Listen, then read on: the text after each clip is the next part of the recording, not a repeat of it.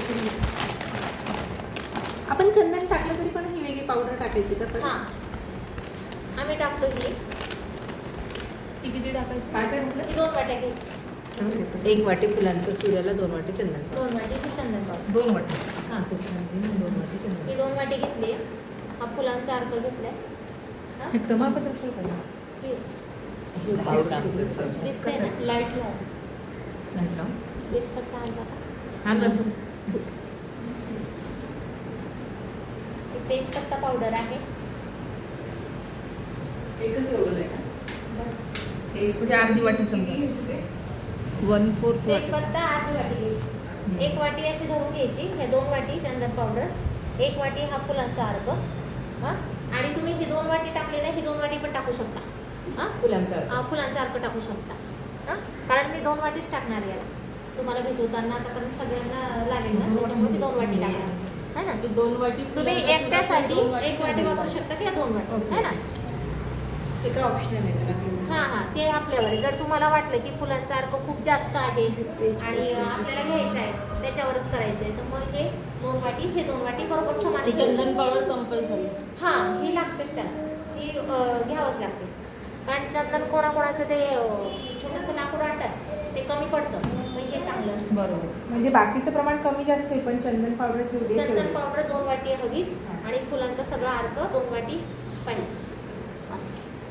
Suppose एकच वाटी आणि फुलाचा तुम्ही अर्क एकट्यासाठी घेतला बनवताय एकच वाटी एकच वाटी चंदन. 1 वाटी चंदन पावडर. मग 1 वाटी फुलाचा अर्क घेतला तर एकच वाटी चंदन. एकच वाटी हां असं करा. सारख्याला सारखं. पुढे आता हे होमचं पण 1 वाटी बसली पाहिजे.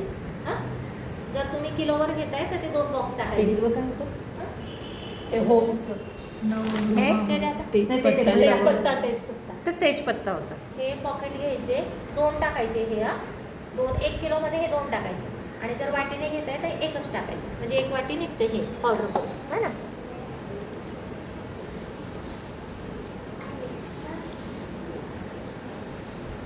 याच्यात आपण लवंग.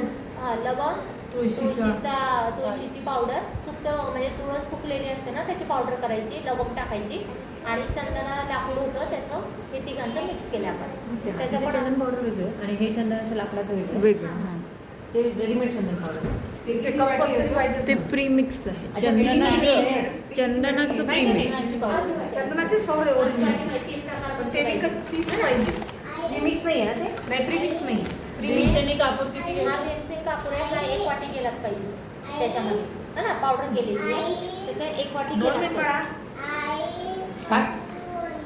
2 मूठ म्हणजे 1 वाटी जाते. 2 मिनिटं. 2 मूठ घेतल्या की 1 वाटी ती भरते बरोबर. ओके.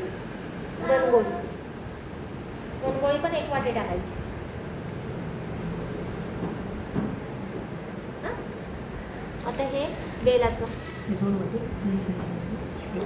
लिंबाचं हे ना. हे काय होतं? बेल बेल लिंब आणि बेल दोघं पावडर टाकले. नाही वेगवेगळे आहे ना इथले वेगळे टाकले. मिक्स करून घ्यायचं.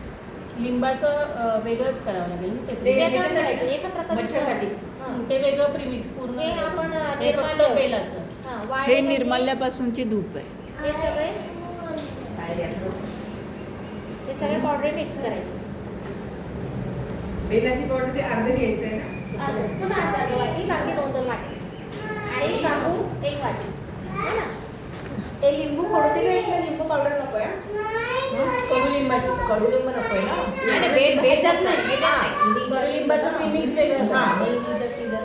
नाही लिंबू नाही बेल फक्त बेलाची पावडर आणि बेलाची पावडर अर्धी वाटी ना? हो अर्धी वाटी. बेल अर्धी वाटी आणि ते आता परत आपण करतो ना, काय ते होतं ते अर्धी वाटी. प्रीमिक्स तयार होऊन असेल. कळतं का काय काय टाकले पावडर? काहीच कळत नाही. आपण पावडर केले का नाही हो. सोमर असं प्रीमिक्स मी घरून आणलं असं तुम्हाला ते जाणवलंच नसतं काय की हा काय टाकलंय किंवा फुलांचा आहे का. तर असा कलर होतो त्याचा हो ना. तो कलर लगेच चेंज होतो त्याचा. तर त्यामुळे हे सगळ्या पावडरही वेगवेगळ्या करून ठेवायच्या आणि चमच्याने वगैरे टाकलं तरी चालतं किंवा काचेची छोटी वाटी असते त्याचं प्रमाण ठेवायचं बाकीच्या सामानाला. आणि फुलांचा अर्थ तर काय फुलांची पावडर तर आपल्याला काय स्वस्तच मिळते ओके नाही. ते घरातच असते.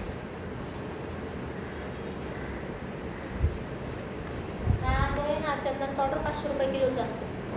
हां त्याच दुकानात मिळतं. हा हे जे तुम्हाला ॲड्रेस दिला ना, हां त्यांना सगळ्यांना देऊन टाका. टाकलं लगेच घेऊन सगळं टाकते.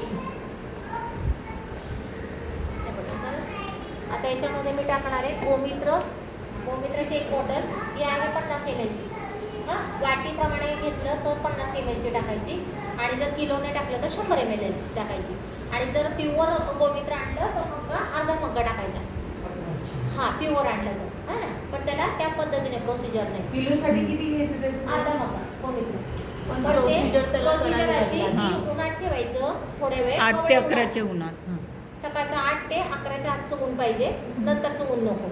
सकाळचं कवळं ऊन असतं ना, ते आपल्या बॉडीला पण चांगलं असतं, केसांना चांगलं असतं आणि गाईचं जर प्युअर गुण गाईचं. ते- टाकायचं. ते अर्धा मग्गा. 100 ml टाकायचं आणि हे प्युअर आणलं गोठ्यामधून तर अर्धा मग्गा टाकायचा.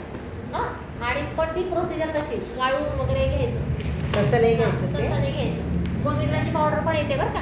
हो हे का? गोमित्राची पावडर सुद्धा येते वाळल्यावर. म्हणून त्याला जर उन्हात ठेवलं म्हणजे दुपारच्या उन्हात तर त्याला असा पिवळा थर येतो.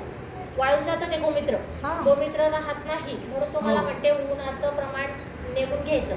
सकाळचं 8 ते 11च्या आतचं ऊन पाहिजे गरम करायला. 11च्या नंतरचं ऊन असलं तर गोमित्र वाळून जातं, हातात सापडत नाही, पाणी नाही ते असं. म्हणून ते फार गुणकारी असतं म्हटलं तर. हो ते तर आहे. हां हे चाकू चाकू याला आपण डालडा तूप टाकतोय. डालडा तूप सुद्धा होमला खूप छान असतो. हां हे 2 चमचे आहे. हं. डालडा तूप हे 2 चमचे, हा 1 चमचा आणि हा 1 चमचा. हां अंदाज ते वगैरे काढ. घेऊन गेला की मला रे. रोजचं असतं. रोजचं आहे ना ते.